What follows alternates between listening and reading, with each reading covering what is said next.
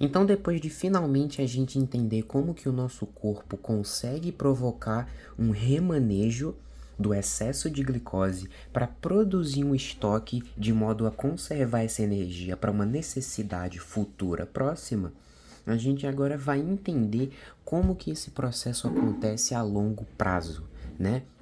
Então, aquele estoque de glicogênio que é gerado durante aquele processo de glicogênese, ele é um estoque que vai ser utilizado do ponto de vista mais imediato, para situações que envolvam o jejum, ali mais ou menos 1 hora, 2 horas, 3 horinhas depois que você se alimentou. Só que esse estoque, que é gerado no formato de glicogênio, um polímero de glicose, como eu acabei de mencionar, ele é um pouco mais imediato. Ele vai acontecer num nível muito mais imediato, cerca de 2, 3 horinhas depois que você se alimenta, tá? Só que é como se fosse, por exemplo, você tá na rua, beleza? E na rua você tá andando e 1 hora ou outra você vai precisar de uma grana para poder comprar uma garrafa de água para poder tomar ou para comprar um doce, algum salgado para poder comer. O dinheiro que você tem dentro da sua carteira, ele é como se fosse a reserva de glicogênio. Você anda com uma pequena quantidade de dinheiro com você para caso aconteça em alguma situação você estiver morrendo de sede depois de uma caminhada, você abre a sua carteira, pega aquele dinheiro que está na carteira e usa para comprar água, para comprar ali um lanche, né? Porque você saiu numa previsão de chegar às 10 da manhã, aconteceu um contratempo, você chegou meio-dia. Então, nesse meio tempo que você estava na rua, bateu a fome, era uma situação não planejada, então você tinha ali um estoque, uma pequena quantidade de dinheiro ali guardada para poder usar nessa situação, tá? É isso que o glicogênio ele é. Ele é um estoque de energia, só que ele tem uma disponibilidade um pouco mais emergencial ali, né? Quando você tá na rua e demora mais do que o combinado e sente fome, precisa de um dinheiro ali para poder comprar, né, um salgado, uma garrafa d'água, tranquilo. Porém, a longo prazo, há momentos muito maiores, muito mais prolongados do que, por exemplo, só uma saidinha de casa, o nosso organismo ele vai continuar exercendo esse mecanismo, né, esse inteligente remanejamento do excesso de glicose para produzir um estoque, mas não em glicogênio. Glicogênio é um ótimo polímero de glicose para você armazenar para situações de prazo curto, de prazo médio até. Mas a longo prazo não compensa, porque os carboidratos, eles acabam possuindo uma menor quantidade de energia acumulada em relação às gorduras. Por isso que a longo prazo, já que é a longo prazo mesmo e vai estocar, a gente estoca gordura. Um, 1 grama de gordura tem 9 quilocalorias. Agora eu não vou saber direito, mas tem 9 quilocalorias ou calorias de energia, enquanto 1 grama de carboidrato tem 4, né? Fora o fato também de que os carboidratos eles acabam retendo muita água. Lembra quando a gente vai provocar lá a quebra das ligações glicosídicas? Acontece de vez em nunca, né? Da gente acabar formando uma molécula de água, uma síntese por desidratação. Então os carboidratos são moléculas que acabam normalmente sendo associadas à água, o que, no final das contas, se eles fossem usados para fazer um estoque a longo prazo, iria deixar a gente muito mais pesado, né? Por causa dessa quantidade de água que os carboidratos estão associados, né? Tanto na sua lise, a síntese também. Então é muito mais vantajoso para o corpo a longo prazo guardar energia no formato de gordura, tá? E é isso que vai acontecer, é esse processo de lipogênese. A glicose que está aumentada, a produção de ATP está autossuficiente para interromper por um feedback inibitório o ciclo do ácido cítrico, e isso vai fazer com que a glicose seja desviada da via glicolítica e comece a ser estocada a longo prazo agora para poder ser transformada em lipídio. Olha só que parada nóia! Um carboidrato ser transformado em lipídio. Pois é, isso acontece no nosso corpo, tá? A partir desse esquema simplificado aqui, tem uns negócios aí, nossa, irmão, de malonil coenzima A, que vocês não estão ligados à parada, mas vamos focar só nisso aqui. A glicose segue a via glicolítica, se transforma em piruvato e por meio daquele complexo piruvato desidrogenase, né, se transforma na acetilcoenzima A, que é desviada dessa via aqui, né, do ciclo do ácido cítrico para ser sintetizada em colesterol, né? Esse processo aqui é muito longo, mas é longo para um cacete. Para um cacete. Obrigado, Silverthorne, por ter simplificado pra gente. Da mesma forma, esse acetilcoenzima A pode liberar a unidade acil que vai sendo acoplada, né, nessa cadeia aqui e se transformando em ácidos graxos. Então vocês verificam que, por exemplo, quando eu falei lá que uma ligação, né, 1 grama consegue lá liberar 9 calorias ou quilocalorias, não vou lembrar agora, de energia, cada ligaçãozinha dessa aqui, quando quebrada, libera energia. Diferente da molécula de glicose, que é uma molécula só, você tem que transformar no piruvato e depois, entendeu? Cada ligaçãozinha dessa aqui, quando rompida, libera energia. Isso aqui é o futuro, porque isso aqui é compacto, né? E não retém água. Não está associado a hidrólise nem nada, como acontece com os carboidratos. Então, vocês verificam que a glicose pode ser desviada para formar colesterol e ácidos graxos, né? Por meio do... Como é? Esqueci o nome. Por meio do malonilcoenzima A, tá? Que é um intermediário lá meio maluco, pelo que eu li aqui. Mas enfim, no final desse processo a gente vai ter uma molécula de triacilglicerol, que é uma molécula compacta, né? De um lipídio, né? 3 ácidos graxos ligado a uma molécula de glicerol, certo? E esse processo ele vai acontecer no nosso corpo endogenamente, como acabei de mencionar, com destaque também para o fígado, né? O fígado ele tem uma importância muito grande. O fígado é a ajuda humanitária do nosso corpo, né? Tá faltando, ele lança lá para compensar a falta. Tem sobrando, ele pega aqui para ajudar a não bagunçar a homeostase. O fígado é a nossa ajuda humanitária, rapaziada. Agora o que vai acontecer? Existe toda uma confluência de fatores aqui, tá? Essas aqui são as gorduras da dieta, né? Então você come lá a gordura da picanha, né? Aqui tá a gordura da picanha. A gordura é apolar, beleza? E aquele quimo, quando chega no seu estômago, ele é majoritariamente aquoso. Água não se mistura com lipídio, água polar, lipídio apolar, né? Então nós temos um problema aqui, que nós já resolvemos em algumas discussões passadas, né? Tem os sais biliares, que vão se apropriar dessas gotículas de gordura, vão transformá-las em micelas e vão promover a ação da colipase e da lipase, que vão metabolizar, não sei se a palavra é certa, não é metabolizar, que vão degradar essas gorduras aqui em monoácidogliceróis, fosfolipídios, ácidos graxos livres e colesterol. Essas unidades menores aqui acabam sendo absorvidas, aqui são os enterócitos, são absorvidas no citoplasma dos enterócitos. Todos esses intermediários aqui, monoácidogliceróis, são de novo ressintetizados em triácidogliceróis, olha só. Isso aqui é um ácido graxo, 2, 3 ácidos graxos e um glicerol. Quando os sais biliares emulsificam a gordura e permitem que a colipase exerça a digestão, o triacilglicerol vira monoacilglicerol e ácidos graxos livres, né? Então aqui, ó, um monoacilglicerol, tá aqui ele, o grupo glicerol aqui e um ácido graxo, e aqui tem um ácido graxo livre, certo? Aqui no citoplasma do enterócito, ele é ressintetizado em triacilglicerol e empacotado via SEDEX, né? Empacotado junto a algumas proteínas.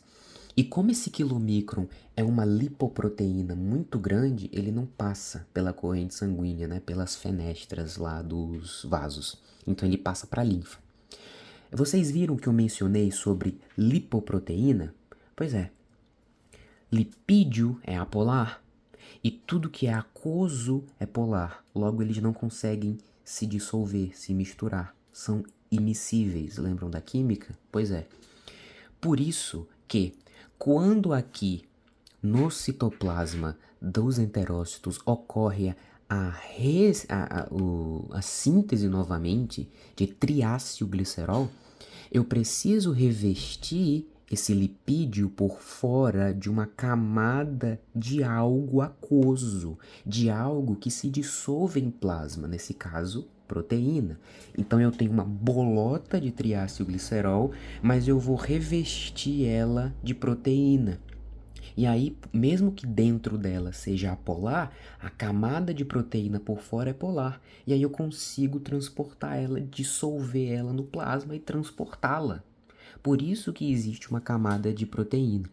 Daí o quilomicron sai pelo vaso linfático, né? Porque ele é muito grande para passar pelo sangue, pela corrente sanguínea. E aí lá perto ali, né? Nas veias cava, bracocefálica, mais ou menos, esse quilomicron chega à corrente sanguínea. E uma vez que ele chega na corrente sanguínea, ele vai começar a ser distribuído para os tecidos periféricos que precisam, né? Apesar de ser meio arbitrário isso e nós acreditarmos que os lipídios eles fazem mal para a saúde e tal, mas os tecidos periféricos eles necessitam de lipídios, de colesterol, de ésteres de colesterol para desempenharem as suas funções, renovação de membrana, produção de hormônios, tudo isso é muito importante. Tá? Então o quilomicron no sangue sofre a ação de uma lipase lipoproteica, que é uma lipase, ou seja, ela degrada lipídio, só que ela é específica de lipoproteína, né, para conseguir penetrar a camada de lipoproteína. Quando essa lipase lipoproteica age no quilomicron, ela pega o triacilglicerol que estava aqui dentro dele, né, e o quebra de novo em glicerol e ácidos graxos livres. Esse glicerol e ácidos graxos livres, eles são conduzidos para dentro das células, né? Essas lipoproteínas aqui, vocês lembram que eu falei que o triacilglicerol é revestido por uma camada de proteína? Pois é, nessa camada de proteína existem outras proteínas chamadas de apoproteínas. Elas funcionam como receptores, né, para chegar na célula, ligar ali e a célula ficar sabendo, ó, chegou um cara com carregamento aí de lipídio, manda para nós, brother. Entenderam? As apoproteínas, elas ficam aderidas à lipoproteína para servirem como essa comunicação mesmo, como esses receptores. E aí, né, ocorre aqui nesse momento a identificação, né, da apoproteína, se liga ao receptor, né, a célula, nesse caso o adipócito, entende que aqui está batendo na porta é um glicerol e ácidos graxos, e aí esse glicerol e ácidos graxos chegam aos adipócitos e de novo, como acontece aqui pelo retículo endoplasmático liso dos enterócitos, nos adipócitos eles vão ser ressintetizados em triacilgliceróis, que é uma molécula mais compacta e melhor de armazenar. Conforme isso acontece, vai se acumulando triacilgliceróis nos adipócitos, que são a nossa reserva de energia, né? A gordurinha no pé da barriga, a gordurinha ali debaixo do tríceps, né? Que você, quando você vai dar tchau, você balança assim, e ela balança, aquela famosa pelanquinha, serve de uma reserva energética e também um isolante térmico natural, né? Olha só que coisa boa. Mas nós estamos no Brasil, né? Então vai todo mundo morrer de calor, então não serve de nada. E aí o que vai acontecer com isso, meus nobres, é que depois que esse quilomicron sofre a ação dessa lipase lipoproteica, algumas coisas dentro do quilomicron não vão para as células, né?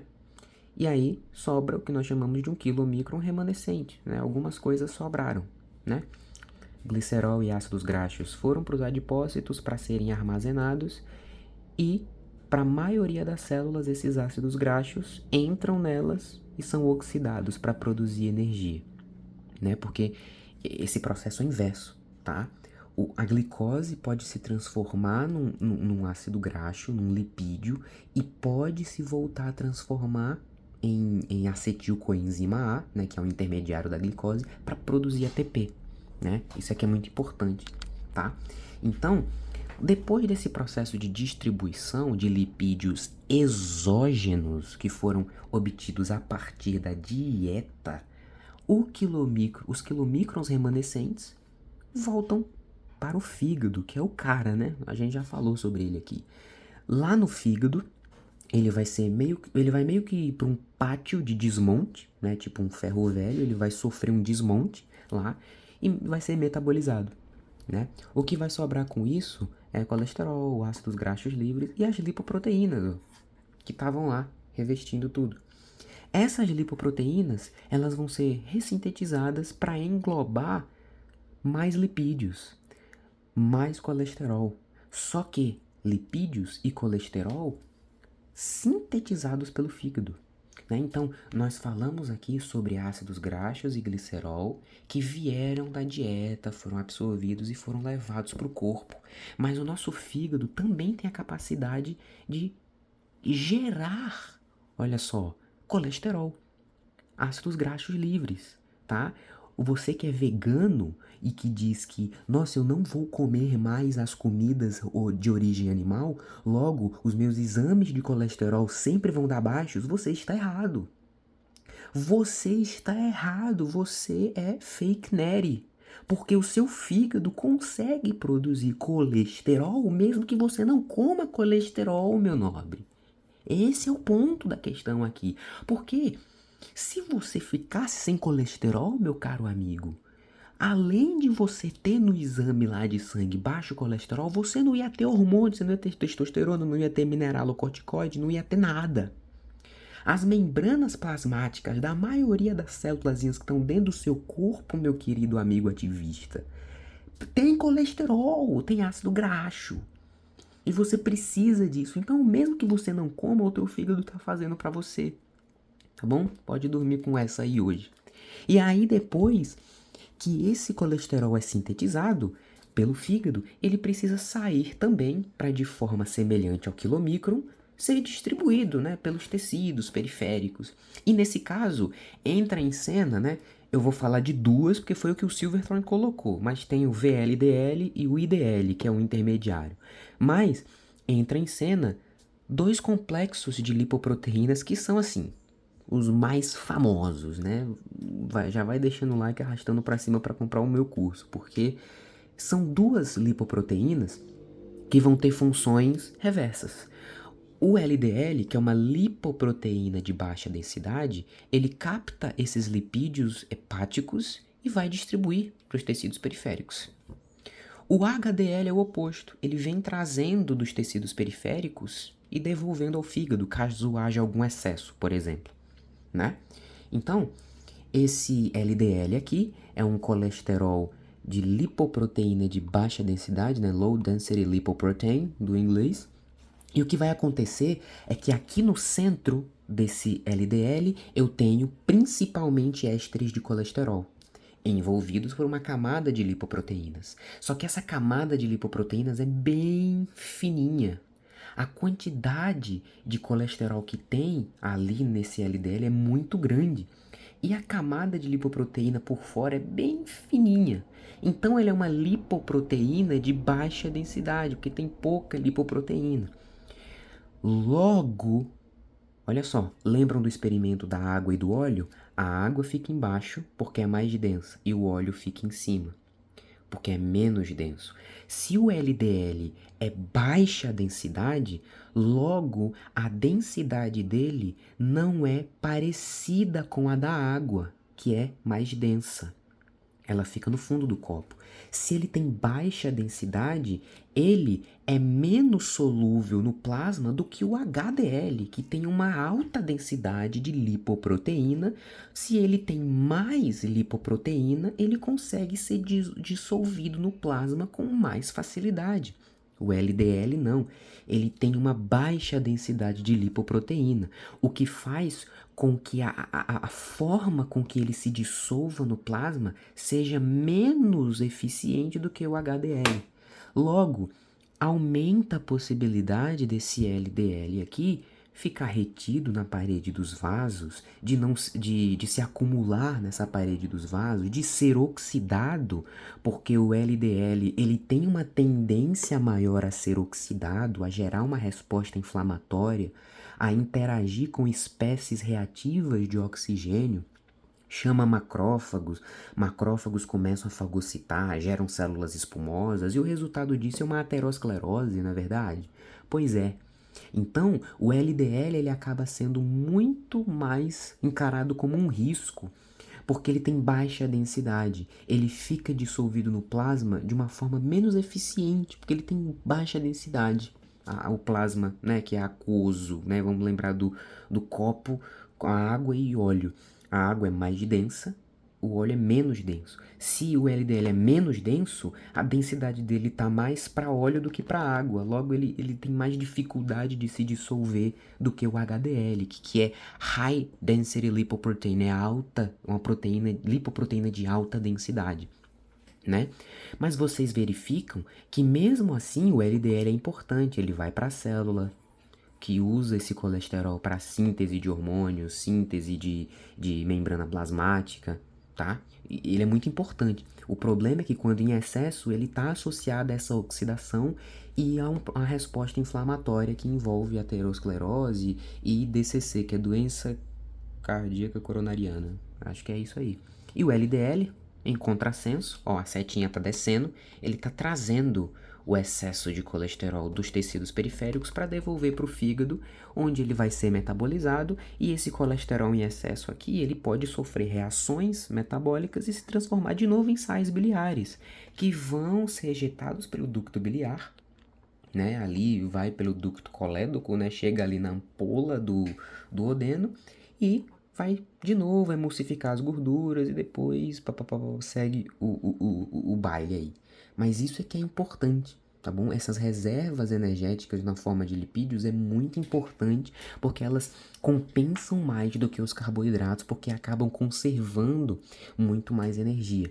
E é por isso que você não deve se entupir de pizzas e coisas gordurosas como eu faço, para não ter doença do coração. É isso. Eu não faço isso, era só uma piada. Longe de mim falar que isso é o que eu faço. É isso, meu povo. Tamo junto.